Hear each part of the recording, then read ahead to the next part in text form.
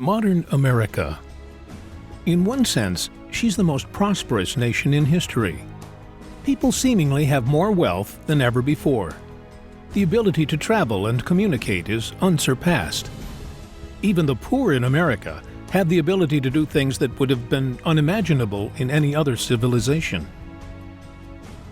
But even with all these resources, something still is wrong. By looking at any number of economic, political, and cultural indicators, it appears that America is in decline, even on the verge of some great calamity. So what then is the problem with America? Why does America, like other great empires of the past, appear to be doomed to fall? The answer can be summed up in two words: the grid. When people think of the grid, they usually think of the electrical grid that powers our nation and all modern nations. The vast majority of Americans take it for granted, never considering that it's the foundation for nearly every modern convenience and life support system they depend upon. People who are aware of the frailties and risks in this system often seek to escape from dependence on this grid by building off-grid retreats, or at least by making provisions to be prepared to escape the city if social chaos occurs. But the grid is so much more than just the electrical system that powers our modern infrastructure. What exactly is the grid? It's not just the electric grid. The wages and goods economy, centralized water systems, food distribution systems, and financial systems are all part of a pervasive framework that actively undermines any attempt to live life as a free man. The grid is a grid of constraints. Most Americans are raised to believe that they need to work hard in school to get good grades so they can go to a good college and get a good job.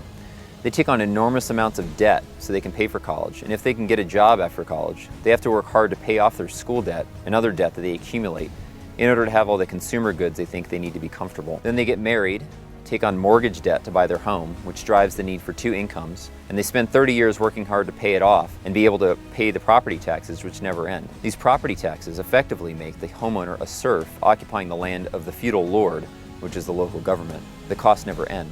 There are always new perceived needs which require more income, and the family is increasingly pulled apart by the demands of work and self-centered entertainment. There is little opportunity or desire for truly meaningful pursuits, individually or as a family.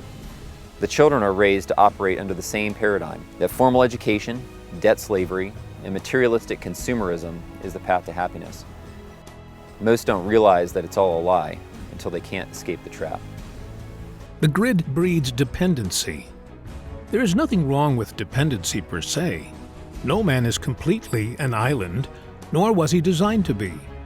But the grid breeds dependency on a centralized economic and government power structure that is destructive to human liberty. Self-government and responsibility are often sold in exchange for convenience and a life of ease. The resulting dependency places man and the state as the provider, a position that only God should occupy. The grid is a grid of control. Besides the obvious physical controls of this grid system, living under the grid changes our way of thinking. By having our lives so controlled and regimented, and being so disconnected from the source of the essentials of life, our entire mindset is changed. The thinking of most has been conditioned to be like a dependent slave, rather than the thinking of a free man, the heritage given to us by our founding fathers. Most live in fear of man and the state, and not in a proper fear of God. The grid is a means of social control and societal transformation. Most of the entertainment the common man watches, reads, or listens to are controlled by a few powerful entities. This media programming has shifted the opinions and thinking of people away from the foundations our society was built upon, of liberty, frugality, and charity, to a culture of consumerism, perversion, and bondage. From being raised in daycare centers and government schools instead of in traditional families, many people have been conditioned all their lives not to even question the modern ways of living or where our society is heading. Many churches in America are even largely controlled, having become government-sanctioned creatures of the state rather than God-honoring assemblies of believers. They are conditioned to be silent on social issues with the threat of losing their tax-exempt status.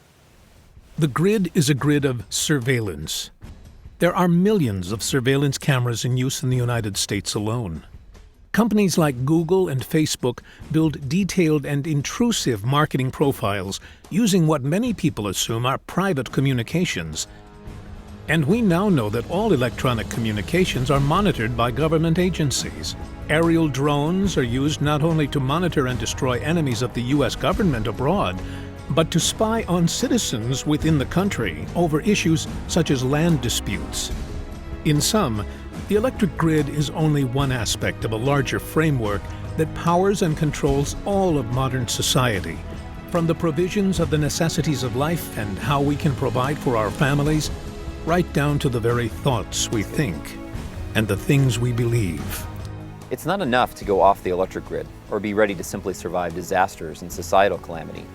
We need to change our entire way of thinking and living. We need to go beyond off-grid. To understand more about our dependence on the grid and how to escape from it, we need to review some history and gain a proper perspective on the times in which we live.